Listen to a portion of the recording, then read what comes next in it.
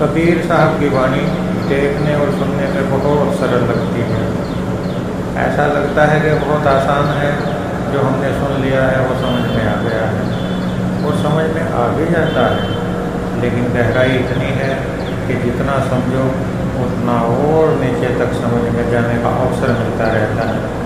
हर कोई अपनी अपनी बुद्धि और योग्यता के अनुसार ग्रहण करता रहता है और किसी भी संत की वाणी का प्रभाव सदुपयोग तभी हो पाता है कि जब सब अपने अपने हिसाब से उसे लेकर आगे बढ़ते रहते हैं और यात्रा आगे बढ़ती रहती है।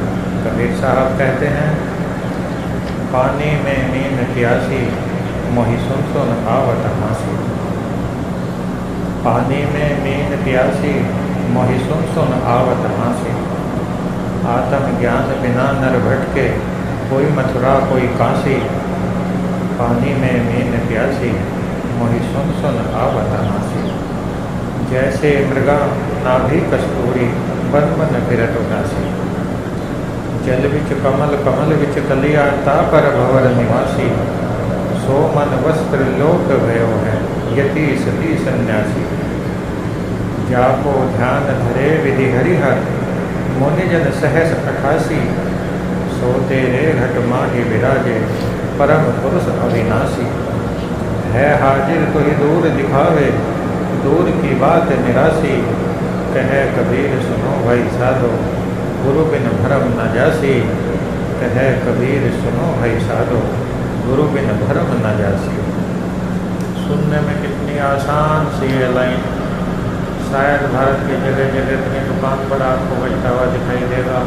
कहीं सत्संग में आपने सुना होगा, कहीं किसी पुस्तक में आपने पढ़ ही लिया होगा।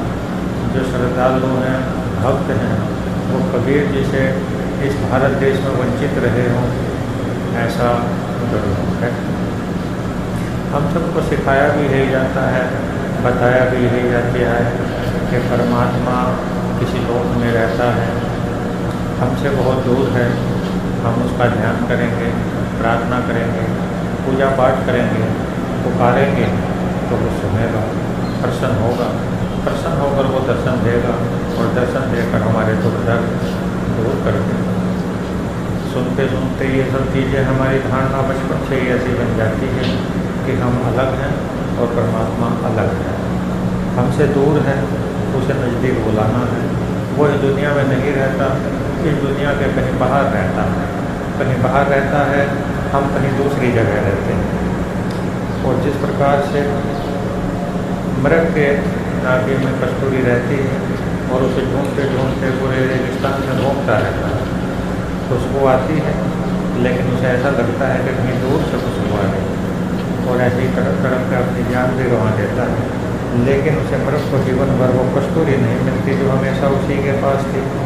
इसी प्रकार से कबीर साहब बड़े सुंदर शब्दों में, बड़े आसान शब्दों में हम सबको समझा रहे हैं कि बिना आत्मा के ज्ञान के, बिना सद्गुरु के कोई व्यक्ति काशी घूमता है तो कोई मथुरा घूमता दूर है। यहाँ काशी और मथुरा का अर्थ किसी विशेष तीर्थ का अपमान करना नहीं, केवल इतना बताना है कि हमें बचपन से जो धारणाएँ दी गई हैं, जो समाज से हमें मिला है, तो वो सब हमने यही जाना है कि परमात्मा दूर है। दूर है तो फिर एक धारणा बनती है, तो कहाँ है? कहाँ है तो कोई वो विशेष स्थान पर है, तो विशेष स्थान वो कोई सामान्य गांव नहीं होगा, सामान्य शहर नहीं होगा। हो सकता है कोई वो ऐतिहासिक हो, जिसका इतिहास में नाम है, जहाँ गंगा बहती है, जहाँ लोग स्नान के लिए जाते हैं, पवित्र हो जाते हैं। सब लोग जहाँ जाते हैं, जिस स्थान को तीर्थ और अच्छा माना जाता है, तो शायद परमात्मा वहीं रहता होगा। इसी धारणा के लिए लोग तीर्थ में जाते हैं और तीर्थ में जाने का लाभ भी होता है। जिज्ञासु व्यक्ति जब तीर्थ में जाता है, स्नान करता है, थोड़ा बहुत कुछ पूजा पाठ भी करता है, इसी बहाने जिसकी तलाश करने गया शायद उसकी तलाश भी करता है।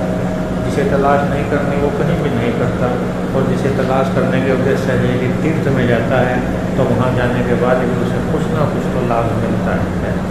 लेकिन कबीर साहब का खंडन तीर्थों का खंडन नहीं है, गंगा जी का खंडन नहीं है, खंडन है केवल पाखंड का।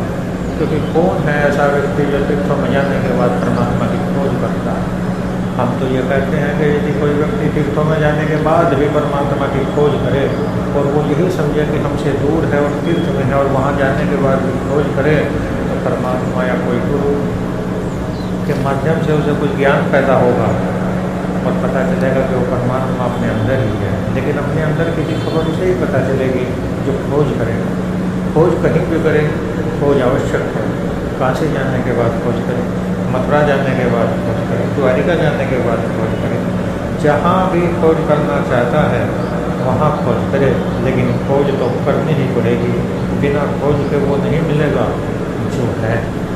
जैसे मछली पानी के अंदर रहती है, लेकिन क्या मछली प्यासी रहती है? मछली तो प्यासी हो या ना हो, कबीर साहब बात यही है कि हम परमात्मा में रहते हुए परमात्मा हम में रहता है। हम ओतप्रोत हैं, ओतप्रोत होते हुए भी हम उसे नहीं जान पाते। नहीं जान पाने के कारण अतृप्ति बनी रहती है, इच्छा बनी रहती है, प्यास बनी रहती है, संसार के सुखों से संतुष्टि नहीं होती। प्रयास तो बहुत करते हैं संतुष्टि करने का, लेकिन जीवन हाथ से निकल जाता है और संतुष्टि नहीं होती। और किससे मिलना की संतुष्टि होती थी? जो उपलब्ध ही था। लेकिन उपलब्ध को उपलब्ध बताने वाला अगर सतगुरु मिल जाए, आत्मज्ञान हो जाए, परमात्मा की कृपा से ये सब संभव है। और ऐसा होने से जो उपलब्ध है वो उपलब्ध पाया जाता है, और तभी मछली जल में रह कर प्यासे नहीं रहती। क्योंकि ये जो जीव रूपी मछली जिसकी बात कबीर साहब कर रहे हैं, ये साधारण जल की मछली की बात नहीं है। साधारण जल की मछली का तो संकेत देकर, उदाहरण देकर केवल इसलिए समझाया जा रहा है कि ताकि हम सब जीवों की समझ में ये बात आ जाए। अन्यथा कबीर साहब जिस ऊंचाइयों पर खड़े होकर बोलते हैं, शायद ही संसार का कोई ऐसा उदाहरण हो जो पूरी तरीके से उनकी बात को समझने और समझाने में संभव हो।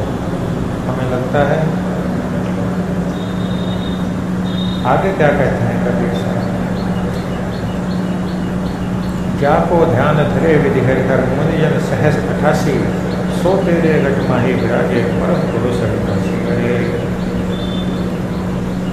सबका जो ध्यान करता है, जो सबका ध्यान करता है, अनेक अनेक शास्त्रों में 88,000 मुनियों का वर्णन आया है। बताते हैं कि वो हिमालय में बैठकर अनंत काल से परमात्मा के ध्यान चिंतन में लगे हुए हैं। वो जिस ध्यान चिंतन में लगे हुए हैं, जिसका ध्यान करते हैं, वही अविनाशी ब्रह्म तेरे घट के अंदर है। यहाँ तेरे का मतलब आपके अंदर है, हमारे अंदर है, सबके अंदर है, सबके घट के अंदर विराजा है। आवश्यकता है खोज की, आवश्यकता है जानने की, आवश्यकता है देखने की।